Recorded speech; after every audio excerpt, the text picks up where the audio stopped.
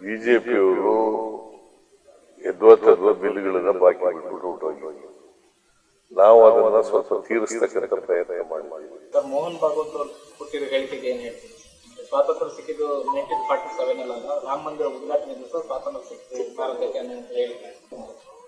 ಇವತ್ತು ಅದನ್ನೇ ಪ್ರಸ್ತಾಪ ಮಾಡಿದ್ರು. ಆಕ್ಚುಲಿ ದೇಶಕ್ಕೆ ಸ್ವಾತಂತ್ರ್ಯ ಹೋರಾಟ ಮಾಡಿದವ್ರು ಯಾರು?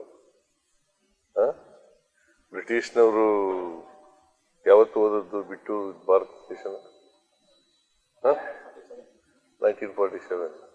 ಮತ್ತೆ ಅದನ್ನ ಮೋಹನ್ ಭಾಗವತ್ ಹತ್ರ ಹೇಳಿದ್ರೆ ಏನಂತ ಹೇಳೋದು? ದೇಶಕ್ಕೆ ಸ್ವಾತಂತ್ರ್ಯ ಸಿಕ್ಕಿದ್ದು ಯಾಕಂದ್ರೆ ಅವರು ಬ್ರಿಟಿಷ್ನವ್ರ ಜೊತೆ ಶಾಮೀಲಾಗ್ಬಿಟ್ಟಿದ್ರು. ಸೊ ಹಂಗಾಗಿ ಅವರು ಆ ಥರದ ಹೇಳಿಕೆ ಕೊಡ್ಲೇಬೇಕಲ್ಲ. ಮೋಹನ್ ಭಾಗವತ್ ಅವರು ಹೇಳಿರ್ತಕ್ಕಂಥದ್ದು ಸರಿಯಾದ ಭಾಷೆ ಮಾತಲ್ಲ. ಸರ್, ಜಾತಿ ಗಣತಿ ವರದಿ ನಾಳೆ ಏನಾದರೂ ಸಂಪುಟದಲ್ಲಿ ಮಂಡನೆ ಆಗುತ್ತೆ? ನಾಳೆ ಮಂಡಿಸ್ಬೇಕು ಅಂತ ಇದ್ದು, ಇನ್ನೊಂದು ವಾರ ನೆಕ್ಸ್ಟ್ ಕ್ಯಾಬಿನೆಟ್ ಅಲ್ಲಿ ಮಂಡಿಸ್ತೀವಿ. ನಾಳೆ ಆಗ್ತದೆ? ನಾಳೆ ಆಗಲ್ಲ.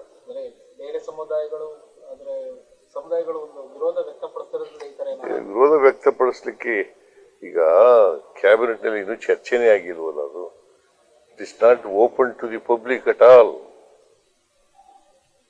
ಓಪನ್ ಆಗಿದೆ ಇಲ್ಲಿವರೆಗೆ? ನನಗೆ ಗೊತ್ತಿಲ್ಲ ಅದ್ರಲ್ಲಿ ಏನಿದೆ ಅಂತ.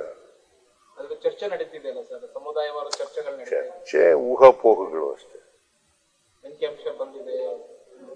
ಯಾವ ಅಂಕಿಅಂಶನೂ ಬಂದಿಲ್ಲ. ಕ್ಯಾಬಿನೆಟ್ ನಲ್ಲಿ ಚರ್ಚೆ ಆದ್ಮೇಲೆ ಎಲ್ಲರ ಅಭಿಪ್ರಾಯ ತಗೊಂಡು ಏನ್ ಮಾಡ್ಬೇಕು ಅಂತ ಯೋಚನೆ ಮಾಡ್ತೀವಿ. ಗುತ್ತಿಗೆದಾರರು ಬಾಕಿ ಬಿಲ್ಗೋಸ್ಕರ ಪತ್ರ ಬರೆದಿದ್ದಾಯ್ತು. ಇದೀಗ ಕಿಯೋನಿಕ್ಸ್ ಅಸೋಸಿಯೇಷನ್ ಅವರು ಕೂಡ ಮುಂದಾಗಿದ್ದಾರೆ ಸರ್, ರಾಷ್ಟ್ರಪತಿಗಳಿಗೆ ಪತ್ರ ಬರೆದಿದ್ದಾರೆ.